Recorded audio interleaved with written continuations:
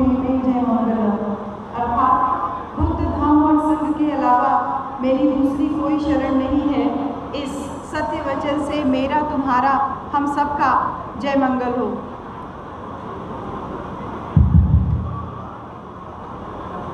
सबसे पहले मैं करुणा के सागर तथागत गौतम बुद्ध को नमन करती हूँ। बोधिसत्व बाबा साहब डॉक्टर भीमराव अम्बेडकर को शत नमन करती हूँ। हमारे बहुजन समाज में जन्मे सभी संत गुरु महापुरुषों को नमन करती हूँ।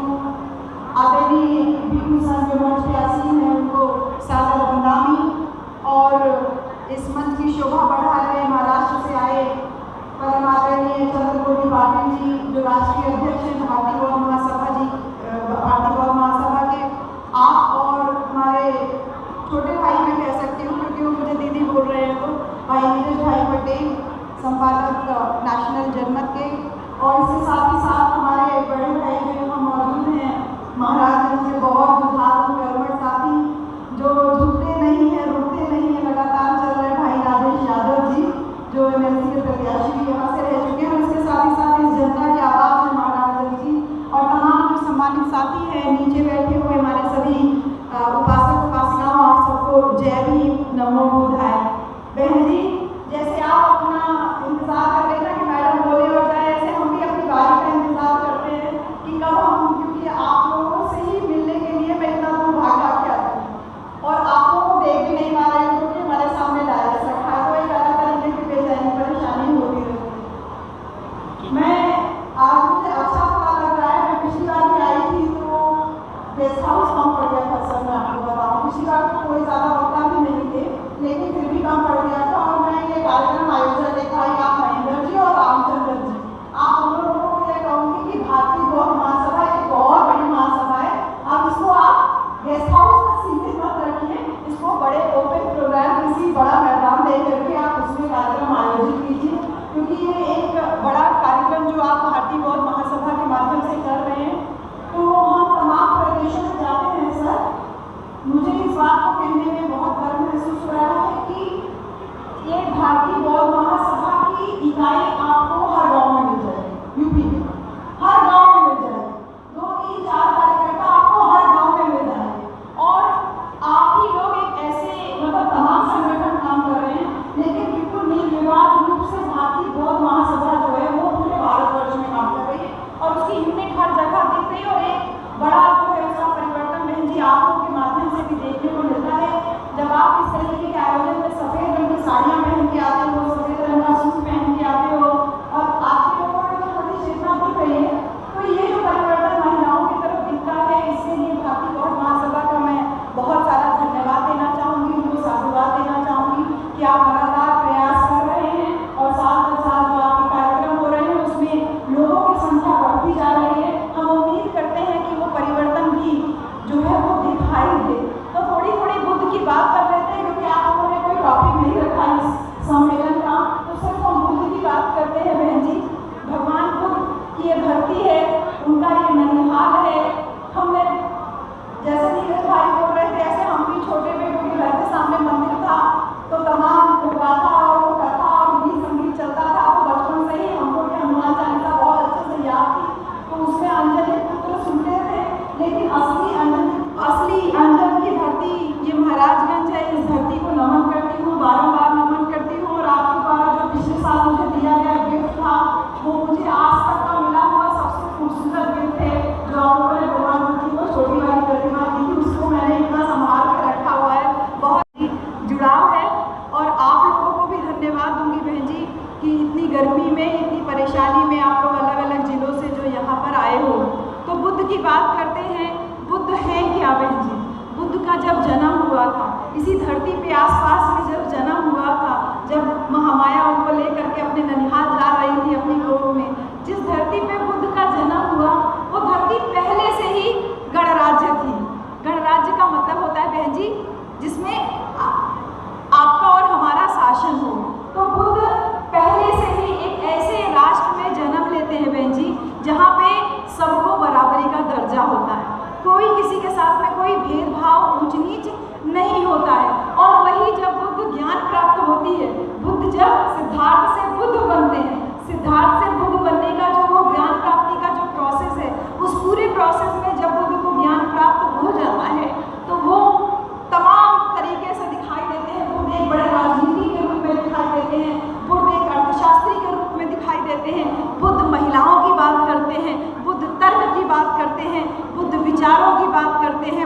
प्रचार प्रसार की बात करते हैं। तो जब बुद्ध तर्क की बात करते हैं बहन जी, तो बुद्ध ये कहते हैं कि किसी बात को इसलिए मत मानो कि महापुरुषों ने कही है, किसी बात को इसलिए भी मत मानो कि सदियों से चली आ रही है।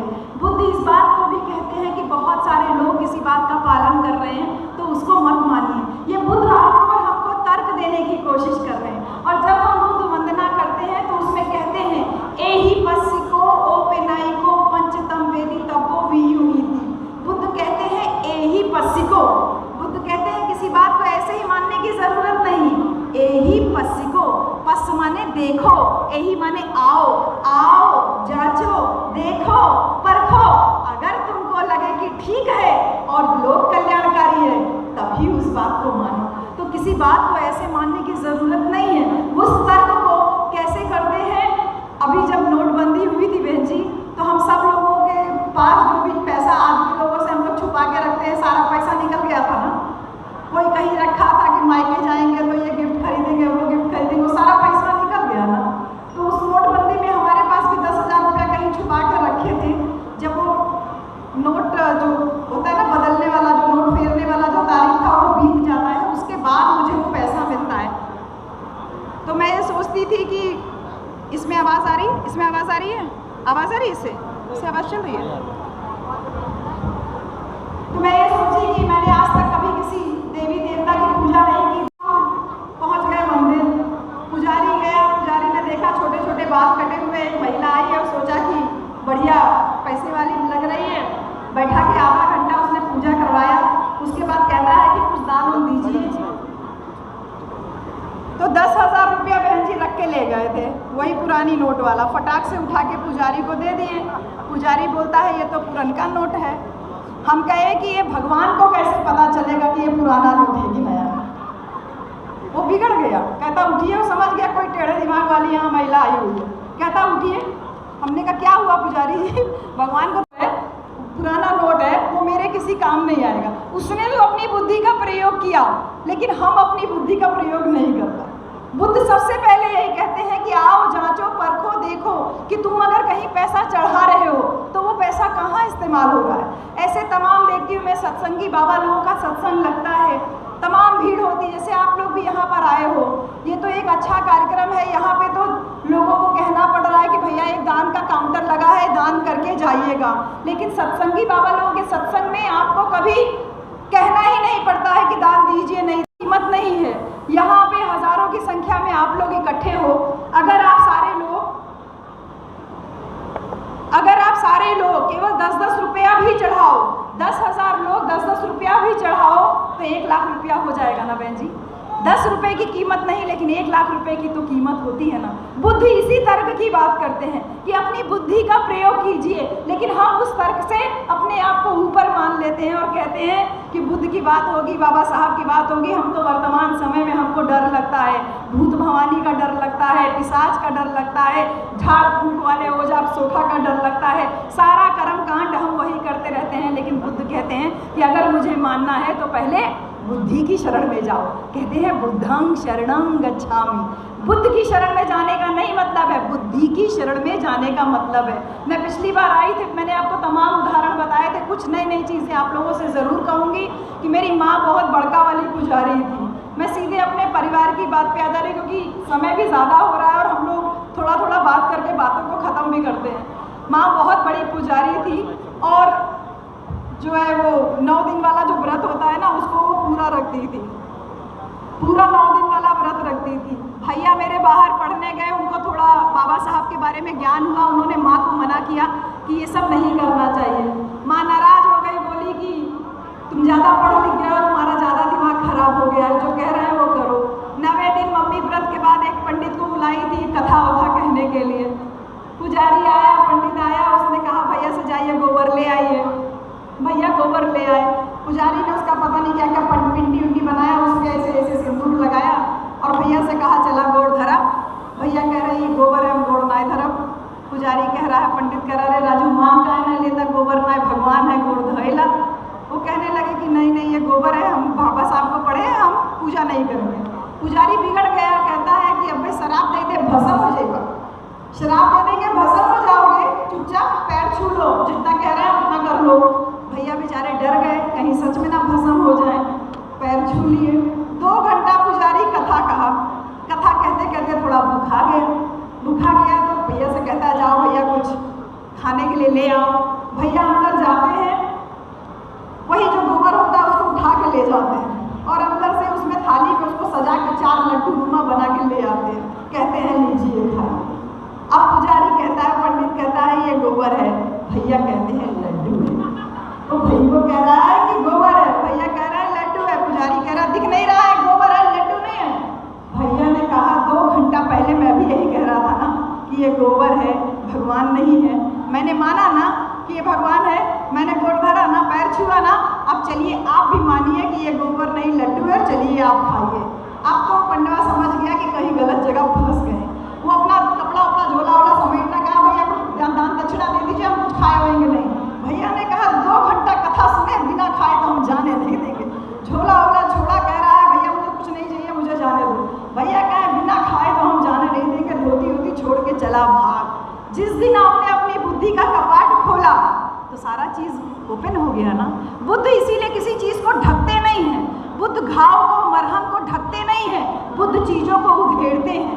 जैसे आप कह रहे हैं ना कि आपको नजर लग जाएगी, आपके साथ ये हो जाएगा, जैसे ज्योतियां नहीं रखेंगे तो आपका बेटा मर जाएगा, करवा नहीं रखेंगे तो आपका पति मर जाएगा, ऐसे तमाम भ्रांतियां जो दिमाग में फैलाई गई बैठाई गई। बुद्ध कहते हैं कि रुको, पहले रुको, सोचो सोचो, ये बात को सोचो कि औरत डरती है कि उसका बेटा जिंदा रहे और बेटे के लिए व्रत करती है बहन जी।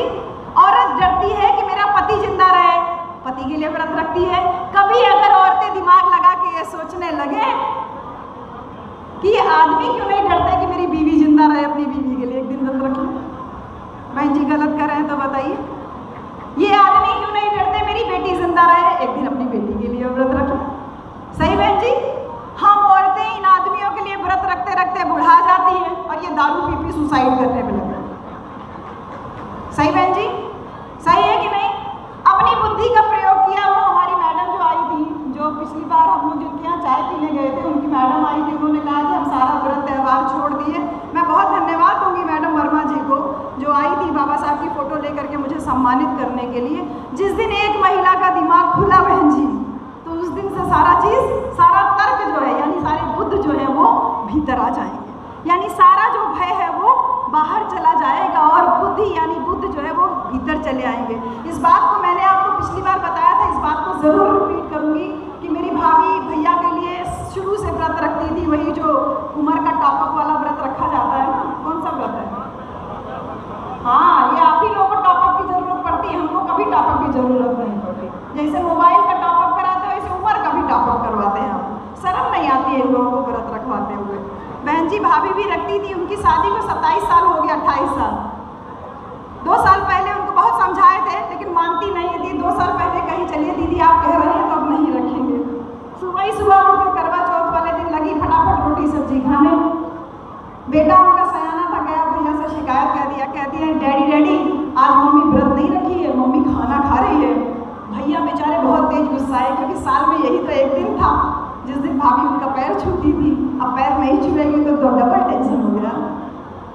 बहुत तेज गुस्साए, आए देखे तो भाभी खा रही थी, कुछ बोले नहीं, अपना चले गए मोटरसाइकिल उठा के। शाम को थोड़ा गुस्सा कम हुआ तो वापस आते हैं। ऐसा संजोग था कि भाभी सुबह का खाई थी, थोड़ा उनको भूख लग गई थी, तो जैसे जैसे रोटी तोड़ के भाभी खा रही है तब तक भैया घर के अंदर आ गए।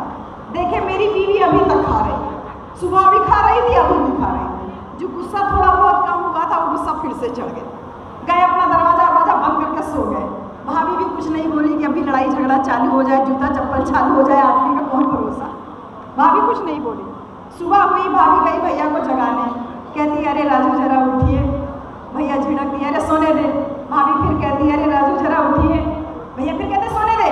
भाभी फिर कहती अरे राजू जरा उठ जाइए, रात को भी कुछ नहीं खाए हुए हैं, कुछ खा लीजिए तो आराम से सोइए। भैया कहते अभी एक झपट मारूंगा दिमाग ठीक हो जाएगा। कह रहा हूँ सोने दे सोने दे, सोने नहीं दे रही है। भाभी बेचारी बैठी थी, उठ के खड़ी हो गई, कहने लगी आराम से सोइए, मैं तो चेक कर रही थी, कल व्रत नहीं रखी थी, जिंदा हो मर तो नहीं गए हो, आराम से सोइए। भैया बहुत तेज हंसने लगे, कहने लगे अरे रानी जा पानी ले आ, खाना ले आ। भाभी ने कहा नहीं आराम से सो, 2-3 दिन सो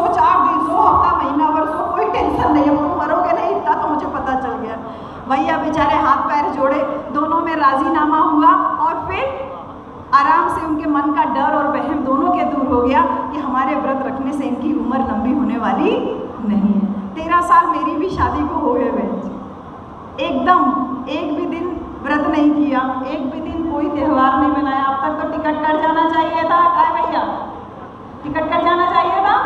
एक टॉपअप जो करवाते हो ना, यहाँ तो बहुत सारा गौर महासभा के कार्यक्रम में बैठे हो, लेकिन आप में से जितने नौकरी पेशा लोग हैं उनकी पत्नियां जरूर ये टॉपअप वाला व्रत रखती हैं। गांव देहात में तो एक बार की नहीं, लेकिन शहर की स्त्रियों में बहुत सारा ये देखने को आया कि अगल बगल में रखा जा रहा है तो उनको देख करके आपकी पत्नियां रखती हैं।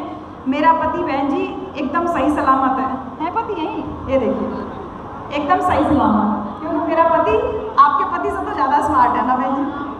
मेरा पति दारू नहीं पीता, मेरा पति बीड़ी नहीं पीता, मेरा पति गाली नहीं देता, मेरा पति किसी भी प्रकार का कोई नशा नहीं करता, और मेरा पति बाबा साहब को मानता है, मेरा पति बाबा साहब भगवान बुद्ध को मानता है। इसलिए मेरा पति आज तक सर्दी जुकाम बुखार कभी कभी हो जाता है, बाकी उसको कोई दिक्कत नहीं। बहन जी ये तर्क है जो बुद्ध हमसे चाहते थे। बुद्ध उधेड़ के रख देते हैं, किसी घाव को किसी मरहम को ढकने की कोशिश नहीं करते। वो ये नहीं कहते हैं कि मैं तुमको कह दूंगा कि ये कर लो वो कर लो, ऐसा कर लोगे तो ऐसा हो जाएगा, लड़का मुरहा पैदा हुआ है इस नक्षत्र में पैदा हुआ। बुद्ध इसकी बात ही नहीं करते। बुद्ध कहते हैं 1 मिनट के लिए रुको, अपने अंतर मन में झांको, अपने भीतर झांको, तुमको कहीं इधर उधर देखने की जरूरत नहीं है, तुमको किसी से सलाह लेने की भी जरूरत नहीं है। और बुद्ध जब पहली गाथा में ये कहते हैं मनो पुंबंगमा धम्मा मनो सेठा मनोमया, मन साचे पद उठेना भासती वा करोति वा, ये धम्म पद की पहली गाथा है। गाथा थोड़ी सी लंबी है, पहली और दूसरी गाथा। बुद्ध कहते हैं मनो पुंबंगमा धम्मा, मन ही सारी बातों का अगुआ है, मन ही सारी बातों का प्रधान है, सारी बातें मन से ही शुरू होती हैं और मन पे ही आके खत्म होती हैं। मन से अगर अच्छे मन से आप काम करते हैं तो आपको अच्छा फल मिलता है, बुरे मन से काम करते हैं तो आपको बुरा फल मिलता है। बुद्ध कहते हैं मन से ही सारी बातें शुरू होती है, मन से ही शुरू होती है। यानी मन से ही हमने कहा अरे उसका तो 4 मंजिला मकान बन गया, हमारा तो 1 मंजिला बना, रोजाना पति पत्नी में झगड़ा होता जा रहा है। और उसी मन से अगर आप ये सोच लेते हो कि चलो कोई बात नहीं, वो तो नंबर 2 की कमाई से बनवा रहा है, कोई बात नहीं, मेरा पति जो कमा के ला रहा है या हम दोनों जितना है उतने में संतुष्ट है, इसी मन से ही सारी बातें शुरू हुई और इसी मन से ही सारी बातें खत्म हो गई। जैसे लड़ाई होती है व्यवहारिक रूप में, बुद्ध उपदेश देते हैं ये सारी बातें व्यवहारिक रूप में हम सब लोगों को बुद्ध कहते हैं कि तर्क का प्रयोग कीजिए, व्यवहार में अपने तर्क को लेकर के आइए। बिल्ली रास्ता काटे तो ये मत सोचिए कि 1 गिलास पानी पी ले, कोई छींके तो ये मत सोचिए 1 गिलास पानी पी ले 10 मिनट रुक जाए। तर्क का प्रयोग कीजिए। हो सकता है बिल्ली को आपसे ज्यादा जल्दी हो सकता है बिल्ली को आपसे ज्यादा जल्दी हो, इसलिए बिल्ली भागी और आपका रास्ता कट गया और आप कह रहे हैं कि रुक जाना चाहिए। बुद्ध कह रहे हैं मन से ही आपने ये वहम पाला तो इस वहम को आपको मन से ही दूर करना है। तो जिस गणराज्य में बुद्ध का जन्म हुआ था, जिस डेमोक्रेसी में बुद्ध का जन्म हुआ था, उस गणराज्य में बुद्ध समानता की बात करते हैं, तर्क की बात करते हैं, भैषज की बात करते हैं कि अपनी बुद्धि का प्रयोग कीजिए। कैसे बुद्धि का प्रयोग कीजिए कि तर्क की बात करते हैं, असहमति के लिए भी तर्क करते हैं। जैसे डाकू अंगुलीमाल के साथ में किया, श्रावस्ती जाने का हमको कई बार मौका मिला बहन जी। वो डाकू अंगुलीमाल की गुफा आज भी हम लोगों के सामने है। वो डाकू अंगुलीमाल को बुद्ध अपने तर्क से जीत रहे हैं, कह रहे हैं मैं तो कब से रुका हुआ हूँ। वो अंगुलीमाल बुद्ध को रोकता है, कहता है ठहर जा। बुद्ध मुस्कुराते हैं, बुद्ध जंगल में प्रवेश करते हैं। लोग कहते हैं इसमें अंगुलीमाल रहता है, इधर से मत जाइए, वो आपको मार डालेगा। बुद्ध कहते हैं मैं बुद्ध हूँ, मुझे किसी बात का भय नहीं, मुझे कोई क्या मारेगा। और वो उस जंगल में प्रवेश करते हैं और वो सामने डाकू अंगुलीमाल अंदर होता है। बुद्ध का पैरों का निशान पैरों से जब चलते हैं तो पत्तियां जो सूखी चरचर चरचर करती हैं तो अंदर से अंगुलीमाल की आवाज आती है जंगल के, रुक जा, ठहर जा। बुद्ध क्योंकि पहले राजकुमार थे, उनको तलवार चलाना आता था, युद्ध कौशल में माहिर थे, कानों से सुनते हैं तो समझ जाते हैं अभी अंगुलीमाल थोड़ा दूर है। 2 मिनट के लिए मुस्कुराते हैं और फिर 2 कदम आगे बढ़ जाते हैं। जब वो आगे बढ़ते हैं तो फिर डाकू अंगुलीमाल पैरों के निशानों की जब आवाज सुनता है तो कहता है ठहर जा, रुक जा। बुद्ध फिर 2 मिनट रुकते हैं, मुस्कुराते हैं और फिर आगे बढ़ जाते हैं। जब तीसरी बार बुद्ध आगे बढ़ते हैं तो डाकू अंगुलीमाल जान जाता है कि बुद्ध नजदीक आ गए हैं और वो तलवार लेके उनके सामने आके खड़ा हो जाता है और कहता है मैं तुझसे कब से कह रहा हूँ रुक जा, तुझे समझ में नहीं आ रहा है, तुझे डर नहीं लगता है मैं तुझे मार दूंगा, ठहर नहीं सकता है तू।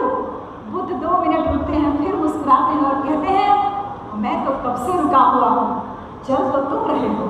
वो परेशान हो जाता है, कहता है कि तुम चल रहे हो, अपने हाथ में ये दान पात्र पता नहीं क्या लिए हो कटोरा जैसा, तुम चल रहे हो और मैं खड़ा हूँ तलवार लेके और मुझे कह रहे हो कि मैं जो है मैं चल रहा हूँ। बुद्ध कहते हैं हाँ, मैंने अपने मन के क्रोध को, अपने मन की ईर्ष्या को, अपने मन के हत्यारे को, सबको विजय प्राप्त कर लिया है, मैंने सबको ठहरा दिया है, तो मैं तो रुका हुआ हूँ, चल तो तुम रहे हो, क्योंकि तुम्हारे अंदर लोभ, मोह, क्रोध, घृणा सब कुछ तुम्हारे अंदर है, तो तुम्हें रुकना है ना। और वो क्षण था कि एक डाकू जो है वो बुद्ध की शरण में आ जाता है। तो बहन जी, इसी वाणी से बुद्ध ने कितने लोगों का जीवन परिवर्तित किया। असहमति को सहमति में बदला बुद्ध ने अपने तर्क से, और विपक्ष को यानी जो बुद्ध के दुश्मन थे उनको भी अपना अनुयायी बना लिया। ये है तर्क की शक्ति, तर्क की ताकत। बुद्ध इस तर्क का प्रयोग करते हैं, की बात करते हैं। कुछ गांव के लोग आते हैं बुद्ध को न्योता देने की, कल आप हमारे गांव में आइए भोजन दान के लिए। और बुद्ध एक वेश्या को पहले ही कह चुके थे कि मैं कल तुम्हारे यहाँ आऊँगा। लोग कहते हैं गांव वाले कि वो वेश्या है, आप उसके यहाँ जाएंगे तो आपका धर्म भ्रष्ट हो जाएगा। बुद्ध मुस्कुराते हैं, मुस्कुराहट का नाम बुद्ध है। बुद्ध को कभी क्रोध नहीं आता था। बुद्ध मुस्कुराते हैं और कहते हैं, एक आदमी का हाथ पकड़ लेते हैं और कहते हैं चल ताली बजा। वो कहता है भगवान आपने मेरा हाथ पकड़ा हुआ है। बोले कोई बात नहीं, हाथ पकड़ा है तब भी ताली बजा। तो वो कहता है मेरा हाथ छोड़िए तब तो मैं ताली बजाऊं, एक हाथ से कैसे ताली बजाऊं।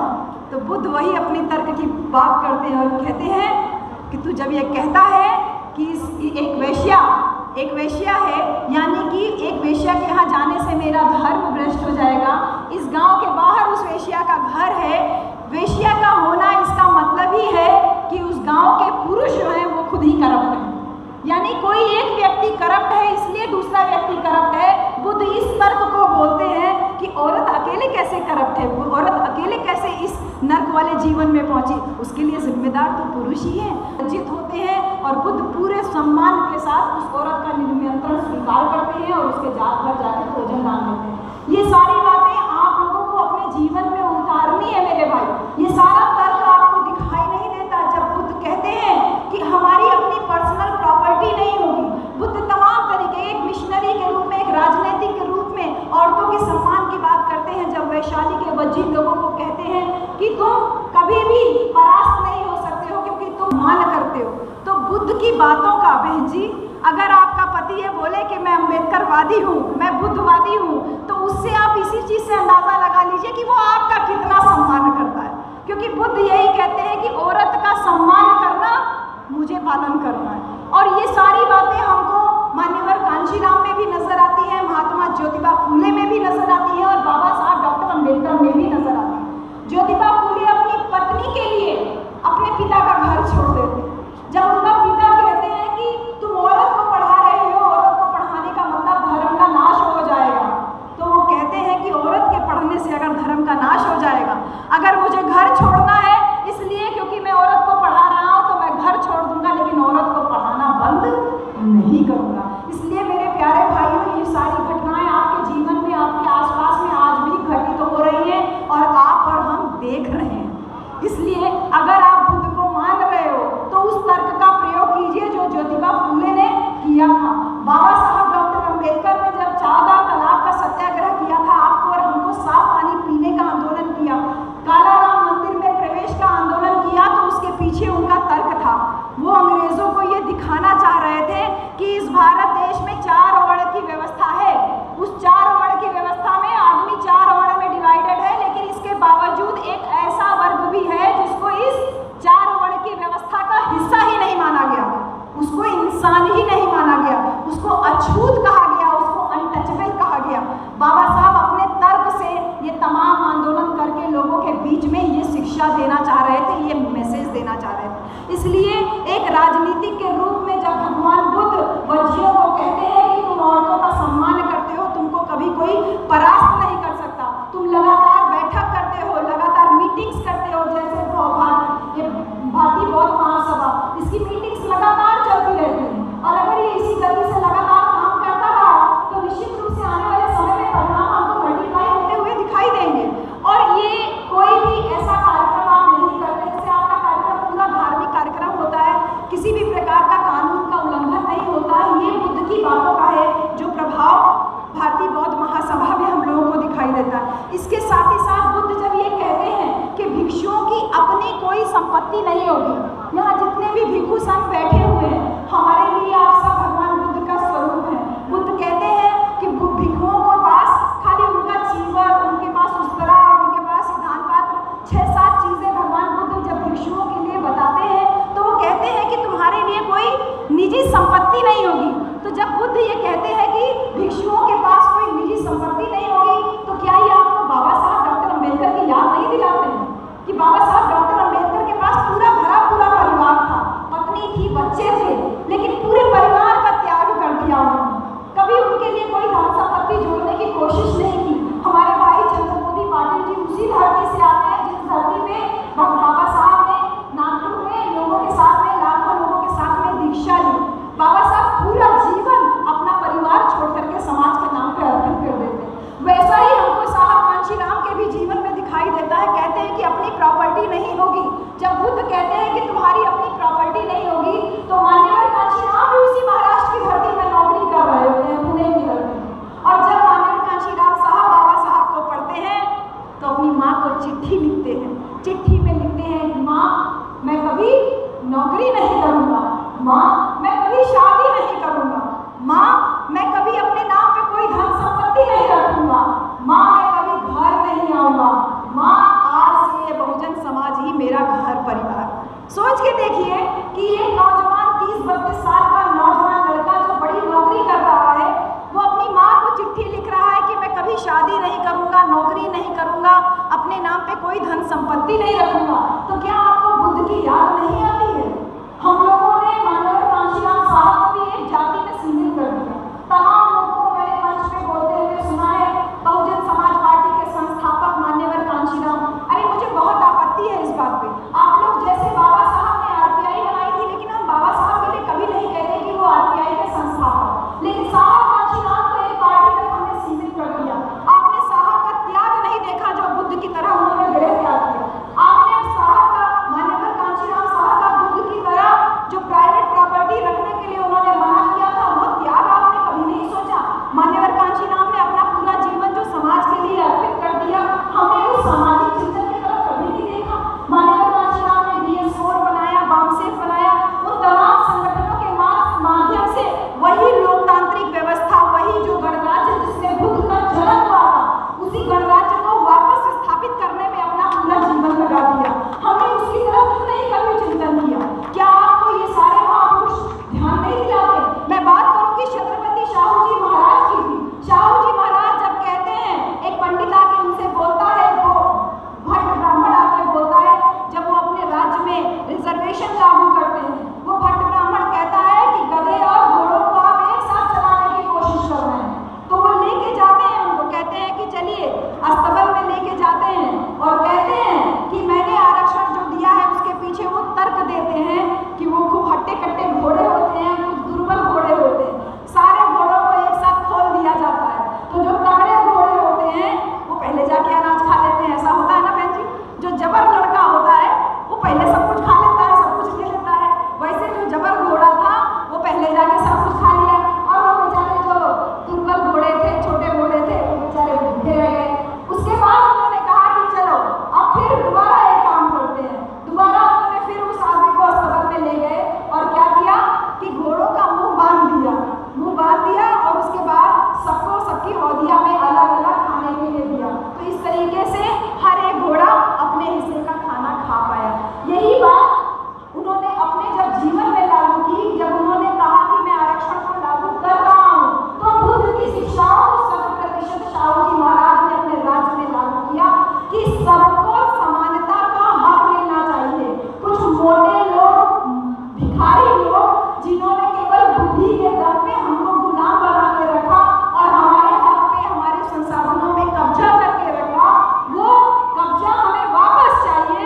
इसके लिए बुद्ध की शिक्षाओं को छत्रपति शाहू जी महाराज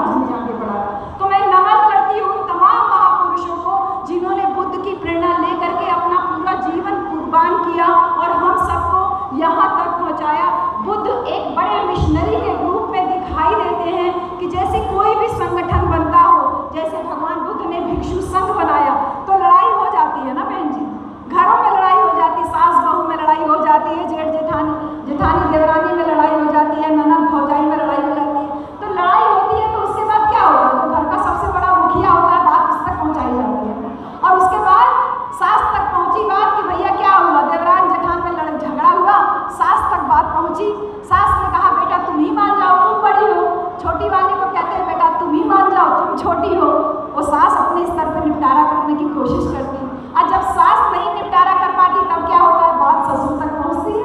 और जब ससुर भी न निपटारा कर पाए तो दोनों के आदमियों को बैठाया जाता है, सास ससुर को बैठाया जाता है, और घर में और कोई भाई बहन होते हैं उनको भी बैठाया जाता है, और सबके सामने बात किया जाता है, सुलह किया जाता है। बुद्ध यही बात अपने भिक्षु संघ में करते थे कि अगर कोई भिक्षु से गलती हो जाए तो भिक्षु आके उसका पहले कन्फेशन करे, उसको स्वीकार करे, और फिर अगर तब भी बात ना बने तो बुद्ध एक पूरा गणतंत्र वाली व्यवस्था थी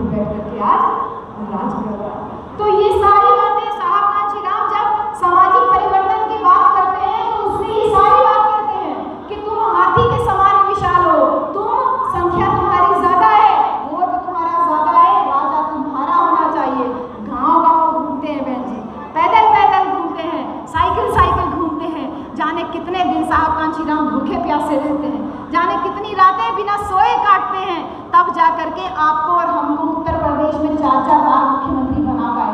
बहन जी, मैं ये कह रही हूँ कि आपको और हमको मुख्यमंत्री बना पाए, क्योंकि अकेले लखनऊ में मुख्यमंत्री नहीं बनती थी हमारी बहन जी, यहाँ महाराजगंज में बैठी हमारी बहन भी मुख्यमंत्री अपने आप को महसूस करती है। यहाँ तक कि मैं मुंबई गई तो मुंबई में एक बार भाई पूछ रहे थे, बहन जी आपकी बार अपनी सरकार बनेगी ना? हम कहे सरकार यूपी में बनेगी, आप मुंबई में रहते क्या परेशानी है आपको? बोल रहे हैं बहन जी सरकार यूपी में बनती है, लेकिन यहाँ मुंबई में भी अधिकारी लोग कर्मचारी लोग हमसे अभाव से बात करते हैं। ये हनक होती है शासन सरकार। और इसीलिए जो ये नारा दिया गया था साहब के समय में, मिले मुलायम कांशीराम, हवा में उड़ गए जय श्री राम, ये इसी वजह से था जो साहब की चेतना चल रही थी। बहन जी, साहब की चेतना एक जाति तक सीमित नहीं थी, एक वर्ग तक सीमित नहीं थी। SC ST OBC और माइनॉरिटी को लेकर के जो साहब ने एक बड़ा ताना बाना एक तंबू खड़ा किया था, जिसको साहब ने बहुजन नाम दिया था, इसी तंबू को बनाए रखने के लिए आपके और हमारे ऊपर जो साहब कांशीराम जिम्मेदारी छोड़ के गए थे, वो जिम्मेदारी आप और हम क्या अदा कर पा रहे हैं? मेरे भाई खुद से सोचिए कि ना तो हम सही तरीके से साहब के मिशन को ही चला पा रहे हैं। अगर हम सामाजिक परिवर्तन का ही काम नहीं करेंगे, हम इसीलिए सामाजिक परिवर्तन की बात करते हैं मेरे भाई,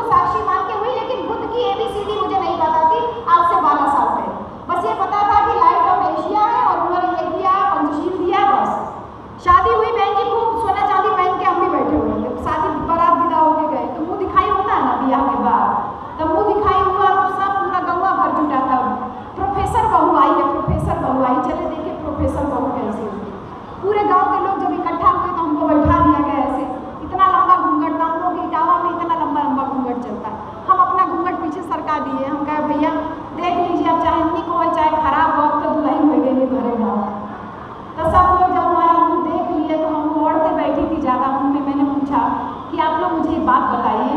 आप सब मेरी माँ के समान हो, बड़ी दीदी हो, जेठानी हो, जो भी हो, सब माँ के समान हो।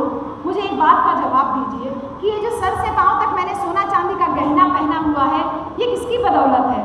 तो एक औरत फट से उठी कहती है, अरे तुहार ससुर तो इंजीनियर है, नौकरी करत है, वो चढ़ौले है तो पहले है। हमने कहा बिल्कुल ठीक बात है, लेकिन मुझे एक बात का जवाब और दीजिए कि मेरे ससुर जो इंजीनियर बन पाए वो किसकी बदौलत है? बोले तुहार ससुर, एक औरत उठी कह रहे तुहार ससुर पढ़ल लिखल है तो इंजीनियर बन गए ने। हमने कहा बिल्कुल ठीक बात है। हमने कहा एक बात का मुझे और जवाब दीजिए कि मेरे ससुर पढ़ लिख कैसे पाए? फिर एक औरत उठी कहती है, अरे वो गौवा के पास के पाठशाला न है, वही में तो आप ससुर पढ़ गई हैं, और कैसे पढ़ गई हैं? हमने कहा बिल्कुल ठीक बात है। मैंने कहा एक अंतिम बात का जवाब मुझे दीजिए कि गांव के पास की उस पाठशाला में मेरे ससुर को पढ़ने का अधिकार किसने दिलाया? तो वो औरत एकदम चुप है। तब एक बेटी उठती है आपकी जैसी और कहती है कि गांव की उस पाठशाला गांव की पाठशाला में आपके ससुर को पढ़ने का अधिकार तो मेरे बाबा साहब ने दिया। तब मैंने उठाई और कहा कि देखिए, जब मेरे ससुर को पढ़ने का अधिकार मेरे बाबा साहब ने दिया तो क्या इसलिए साबित नहीं होता कि ये सर से पाँव तक जो मैंने सोना चांदी का गहना पहना है ये मेरे बाबा साहब की वजह से, मेरे ससुर की वजह से नहीं? फिर मैंने उनको एक कहानी बताई जो बाबा साहब की किताबों में हमने पढ़ी थी। बाबा साहब कह रहे थे कि जब सभ्यता की शुरुआत हुई ना बहन जी, जब शुरू में जब पृथ्वी बनी, औरत आदमी बने, तो औरत आदमी को ये नहीं पता था औरत आदमी है, लेकिन साथ साथ रहने लगे। औरत आदमी साथ साथ रहने लगे तो लड़ाई होती है ना कि कौन ज़्यादा ताकतवर है। तो औरतों और आदमियों में लड़ाई हुई कि कौन ज़्यादा ताकतवर है। ये मैं कोई हवाई बात नहीं कर रही, ये बाबा साहब की किताबों में ये बात लिखी हुई है, वो बात मैं कर रही हूँ। लड़ाई हुई तो आप सबको ये जान के बहुत आश्चर्य होगा कि उस लड़ाई में औरतों ने आदमियों को गिरा गिरा के मारा और औरतें विजयी हुई, औरतें ताकतवर साबित हुई। तो हम लोगों ने कहा कि भाई देखो, अब तुमसे हम ताकतवर हैं तो अब हम लोग ज़्यादा कुछ काम वाम नहीं करेंगे, अब आप लोग जाइए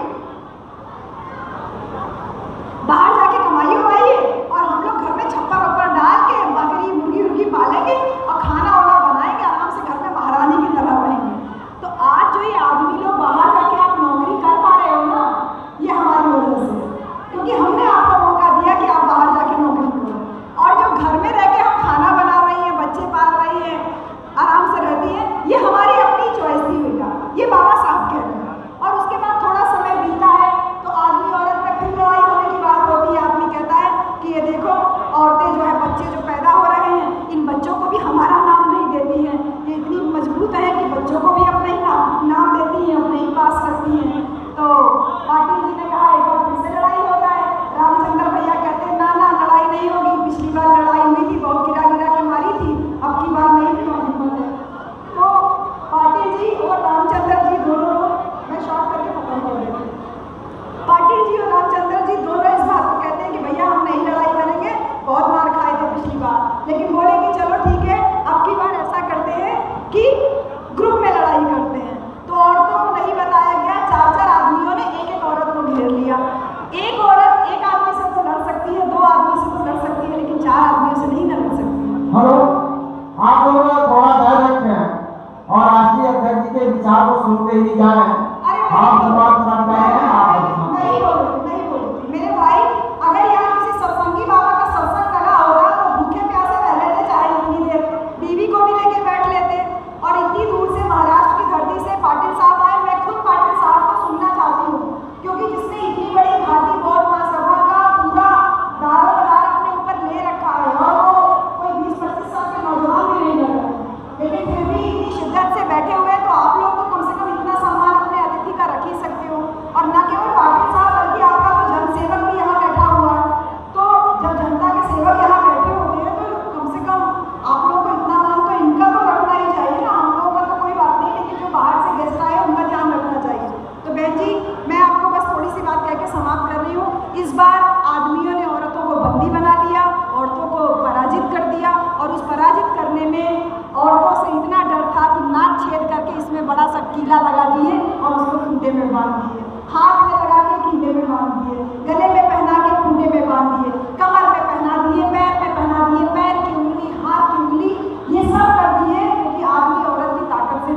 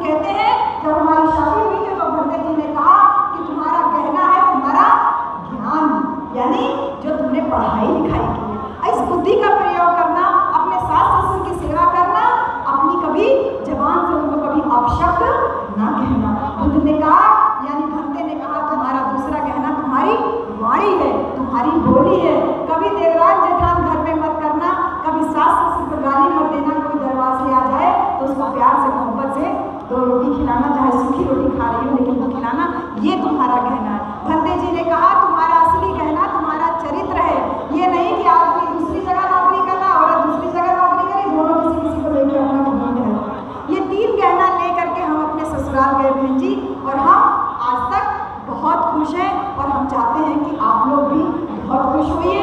बिना किसी सिंदूर के, बिना किसी बिछुआ के हमारा शादी हुआ और मैं आज भी एकदम स्वस्थ हूँ, अच्छी हूँ, आप लोगों के सामने हूँ। मान्यवर कांशीराम साहब के मिशन को गाँव-गाँव पहुँचाने का प्रयास कर रही हूँ, बाबा साहब की बातों को लोगों तक पहुँचाने का प्रयास कर रही हूँ। बस मुझे केवल एक बात का अफसोस रहता है कि मैं बहुत होश में थी जब साहब कांशीराम हमको छोड़ के गए, लेकिन मैं देख रही हूँ कि चंद्रमौली पाटिल जी की आंखों से मैं साहब कांशीराम को देख पा रही हूँ, उन तमाम वरिष्ठ साथियों की आंखों से साहब कांशीराम को देख पा रही हूँ। कांशीराम साहब का वो सपना इनकी आंखों में अधूरा पड़ा है, ये कह नहीं पा रहे हैं, लेकिन वो जो समता सैनिक दल के हमारे भाई हैं, जो BVF के वो तमाम कार्यकर्ता व्यवस्था संभालने में लगे हैं, उन सबकी वर्दियाँ, उन सबका अनुशासन आज भी साहब के मिशन को चीख के आप लोगों तक पहुँचा रहा है। वो कह रहा है कि साहब का सपना अधूरा है, जो साहब कांशीराम ने अपना अंतिम भाषण लखनऊ के लक्ष्मण मेला ग्राउंड में कहा था, किसी माई के लाल में दम नहीं है जो कांशीराम को प्रधानमंत्री बनने से रोक सके। 2003 में साहब कांशीराम ने लखनऊ के लक्ष्मण मेला ग्राउंड में जब ये बहार ने कहा था किसी माई के लाल में दम नहीं है कांशीराम को प्रधानमंत्री से बनने से रोक सके, वो सपना तो अधूरा ही रह गया मेरे भाई, वो सपना तो अधूरा ही रह गया। छोटे छोटे कैडर कार्यक्रम जो गाँव-गाँव चल रहे थे वो तो खत्म ही हो गए हैं लगभग। हमें बहुत अफसोस है कि हम साहब को नहीं देख पाए, लेकिन आप सब लोगों की आंखों से साहब के उस सपने को हम देख पा रहे हैं और इसीलिए हम दोनों पति पत्नी ने बहन जी तय किया है कि हम साहब को पहले पढ़े होते तो शायद हम शादी भी नहीं करते, लेकिन हमने शादी कर ली। हम दोनों ने यही तय किया कि हम अपना कोई परिवार नहीं बनाएंगे। 13 साल हो गए शादी को, हम आज तक अकेले ही हैं, हमारे पास कोई परिवार नहीं है। हम अपने घर भी नहीं जाते, अपने माँ बाप के पास भी नहीं जाते, ना ये जाते हैं ना हम जाते हैं।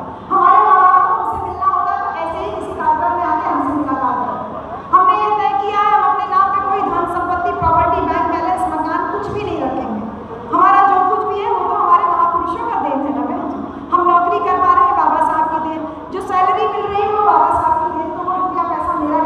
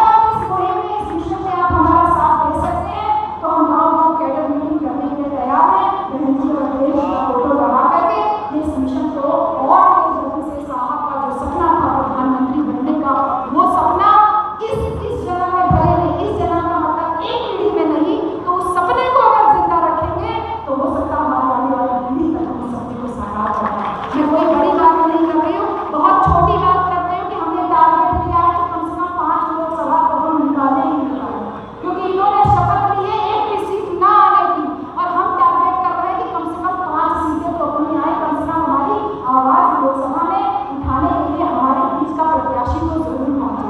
तो ये बुद्ध की सोच है कि सबको जब वो कह रहे हैं कि बहुजन हिताय बहुजन सुखाय लोकानुकंपाय, तो वो कह रहे हैं लोक के कल्याण के लिए सपा और बसपा का एक होना बहुत आवश्यक है। इस मुहिम के साथ देना चाहते हैं तो बहुजन शक्ति प्लेटफॉर्म मुझे बनाने की जरूरत इसीलिए हुई। मैं कोई राष्ट्रीय अध्यक्ष नहीं हूँ, मैं एक संयोजक हूँ बहुजन समाज की, और इसीलिए मैंने नाम दिया है बहुजन शक्ति। तो वो शक्ति का प्रतीक मेरे धर्मेंद्र भाई है, वो शक्ति का प्रतीक मेरी प्यारी बहनों आप लोग हो। साहब ने अपनी पूरी विरासत एक औरत को सौंप करके गए, उसी से औरतों को अपनी शक्ति का एहसास हो जाना चाहिए। साहब कांशीराम को पता था आदमी बिकाऊ है, आदमी टिकाऊ नहीं है। साहब को पता था औरतें ही टिकाऊ होती हैं। बुद्ध की सोच को साहब कांशीराम ने फलीभूत किया, उसको प्रत्यक्ष रूप से दिखाई दिया। अब साहब के उस सपने को हम औरतों को मिल करके आगे बढ़ाना है। बहुत धन्यवाद देती हूँ इस पूरी आयोजक टीम को, बुद्धिस्ट सोसाइटी ऑफ इंडिया को, चंद्रमोदी पाटिल सर, मैं आपको धन्यवाद देती हूँ कि आपने मुझे इतना देर सुना। वैसे मैं आपको सुन करके ही जाऊँगी, मुझे खुद ही लगता था कि सर पहले बोल लेंगे, फिर मैं बोलती जाती मैं आराम से बोलूँगी, क्योंकि गाँव का ही काम करते हैं, गाँव में तो आ ही जाती हूँ। लेकिन सर कभी कभी आप आते हैं तो धन्यवाद है। मैं बहुजन शक्ति टीम की तरफ से हमारे देवरिया से आए हुए डीपी बौद्ध जी, मैं आपसे कहूँगी एक छोटी सी विनती है, डीपी बौद्ध जी और इधर से रमेश जी और सेक्रेटरी साहब और प्रधान जी, आप लोग आ जाए और मैं सर को सम्मानित करना चाहती हूँ बहुजन शक्ति का एक मोमेंटो दे करके। तो डीपी बौद्ध जी और भी कोई अगर है देवरिया से, अभी भैया शायद आए हुए हैं, सुदर्शन जी आए हुए हैं, आप और मनीषा मैडम आप भी आई हुई हैं, मनीषा मैडम आप भी आ जाए तो साहब को हम लोग सम्मानित कर दें। और पूरी आयोजक टीम को ढेर सारा धन्यवाद, विश्व संघ को भी